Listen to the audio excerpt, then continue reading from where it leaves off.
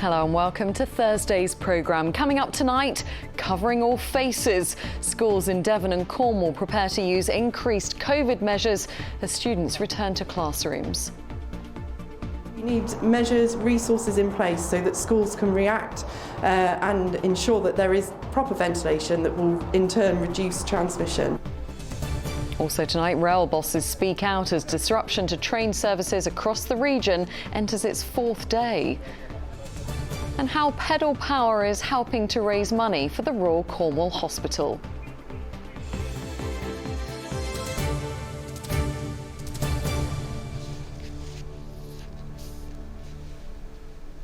Good evening. Teachers across Devon and Cornwall are busy preparing to welcome pupils back next week. But because of high COVID rates in the region, masks will remain compulsory in secondary schools. And there are plans to monitor how well ventilated the classrooms are. It comes as the Education Secretary, Gavin Williamson, said he wants scientists to approve jabs for children from 12 years old. We'll have more on that in a moment. But first, Ben McGrail has this report from Dawlish. It was hoped the return to school next week would bring a return to normality. But with cases on the rise in Devon and Cornwall, secondary students in the counties will need to again wear face masks in communal areas for up to 5 weeks. Teachers should soon receive carbon dioxide monitors to help them know how well ventilated classrooms are. But some say the government needs to go further to support schools. There's nothing said about what actually happens if that monitor raises a problem. So we need measures, resources in place so that schools can react and ensure that there is proper ventilation that will in turn reduce transmission. There's a lot to plan for head teachers like Lewis before this new school year. His in Dawlish is part of a federation of 16 across Devon, and whilst they now have more freedom, he and his colleagues say they're ready for anything. For us, we want to ensure that our rooms are ventilated. If there is an increase in numbers and the guidance changes, we rapidly move to structures that support that. So I think that vigilance is still so important, and we're not out of the woods yet. And I think as a school team and a staff team, we need to err on that side of caution. But one look in towns like Dawlish shows confidence growing in people getting out and about, leaving a lot for families to think about as children return to school. Some young people are really aware that they've got vulnerable elder people in their families that they want to protect, and it feels very difficult for them when it's out of their hands how other people are behaving. They're going to ask whether they can have the jab and stuff like that. We're going to leave it up to him whether he has it. His decision. He's old enough now, I think, to make that decision. The new school year could bring yet more challenges for schools. Their pupils are the only large cohort of unvaccinated people left in the country. The fear is that it could lead to an inevitable large rise in COVID cases. Ben McGrail, ITV News, Dawlish. David Woods in Westminster for us tonight for more on this. And David, we heard there in Ben's report the question of whether school-aged children should be vaccinated, and we've heard today from the Education Secretary on this. Yeah, that's right, Kylie, and it certainly feels like things are moving in that direction. There is certainly a huge enthusiasm, at least from government ministers, to roll out the vaccination programme to 12 to 16-year-olds. The decision that needs to be made by the JCVI, that's the committee that recommends on vaccinations and immunisation. The government is expecting that decision soon, potentially in the next few days, and ministers say that they are ready to roll out a vaccination programme into schools to get those teenagers. The Education Secretary certainly wants those those teenagers to get jabbed. Personally, as a parent, I think it'll be incredibly reassuring to know that you've got a choice as to whether your child would be able to have a vaccine or not. That, I believe, is the right thing to do. We wait to see what the JCVI are going to say.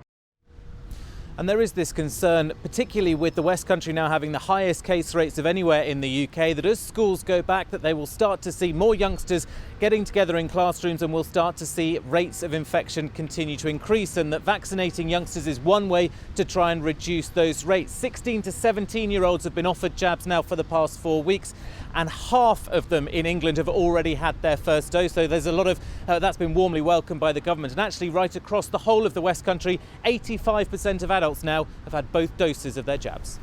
David Wood at Westminster, thank you.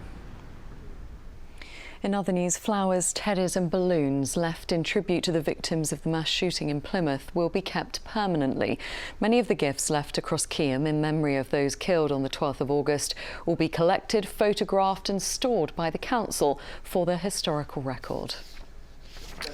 A 42-year-old man has been rescued after sustaining a spinal injury whilst jumping into water on Bodmin Moor. Emergency services were called at around 1 o'clock on Wednesday after reports of someone getting injured whilst diving into the water at Gold Diggings. He was later taken to Derriford Hospital. Next tonight, Network Rail bosses say the region's trains should be back to normal service by Saturday after a week of disruption caused by a lorry crashing into a bridge. The incident in Plymouth caused severe disruption, with many passengers having to catch replacement bus services and some spending the night in hotels. Sam Blackledge has the latest.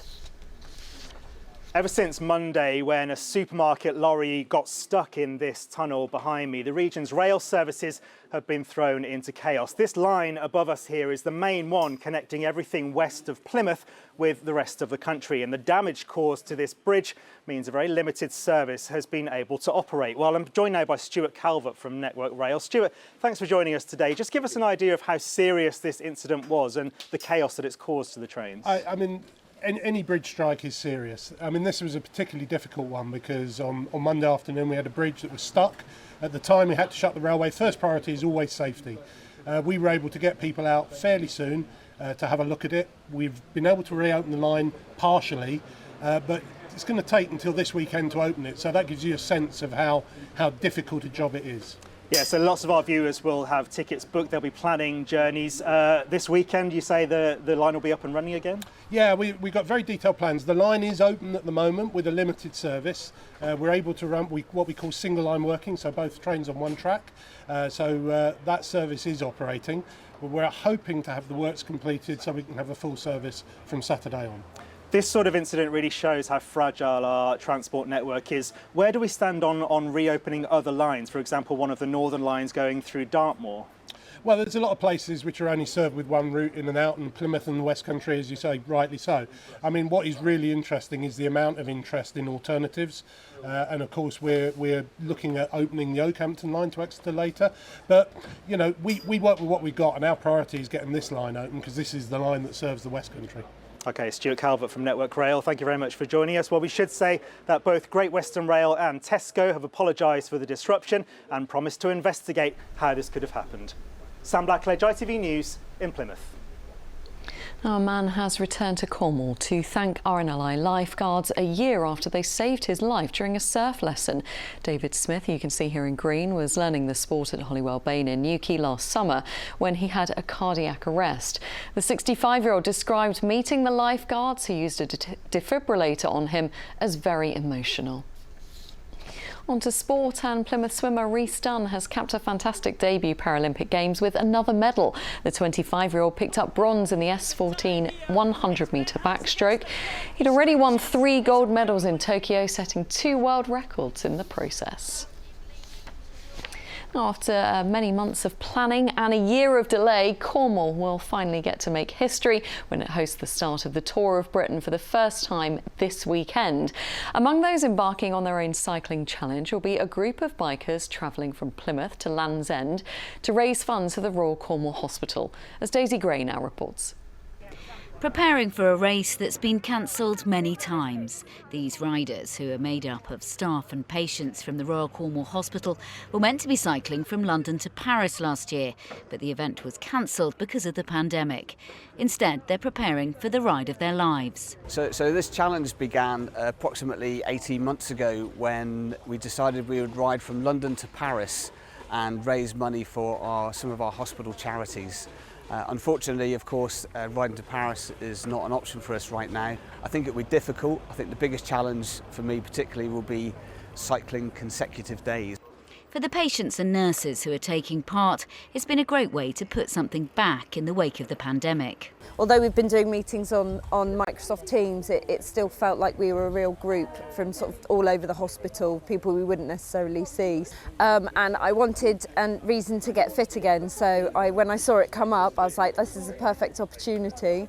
and I get to raise some money for the hospital that I work for and love. I'm taking part as an opportunity to say thank you to Trelisk, and the fundraising that I've been able to do is a way of saying thank you. The Tour of Britain director has this advice for them. The best tip I can give you as a former professional bike rider is to eat every 20 minutes.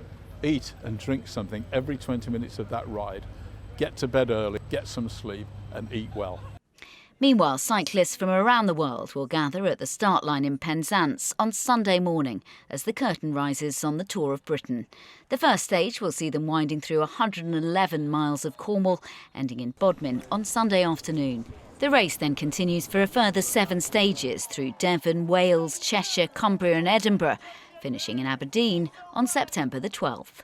Daisy Gray, ITV News. Oh yeah, well, I hope it's good weather for it this weekend, and it is weather time now. Charlie's at the Met Office. I feel like we could have, copied and pasted your forecast this whole week, Charlie. It's basically been the same, hasn't it? Cloudy. I could do the weather forecast.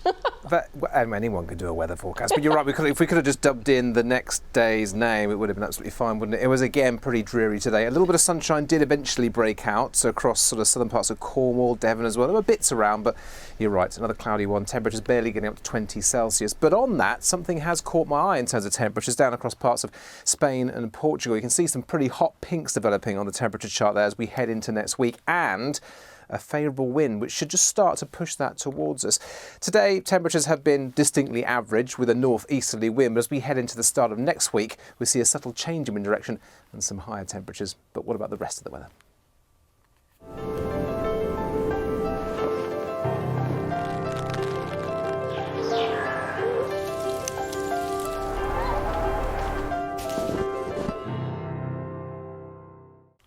Well, for the rest of this week, we have got some more dry weather and a bit more sunshine, hopefully. It really tried hard today. Eventually, we saw some pushing through, but it was in short supply.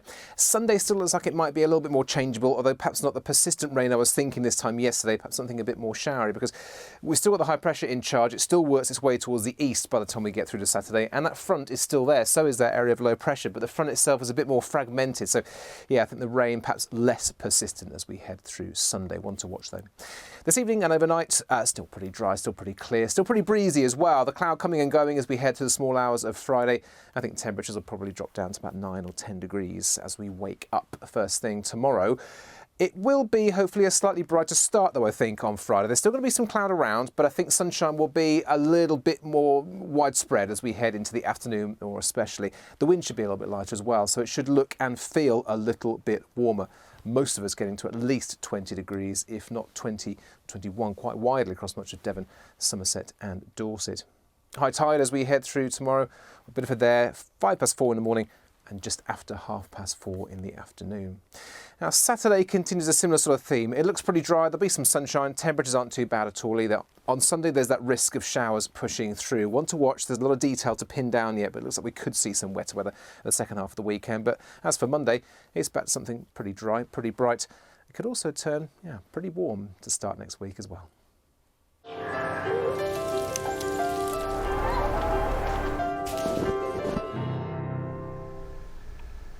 Charlie, thanks very much.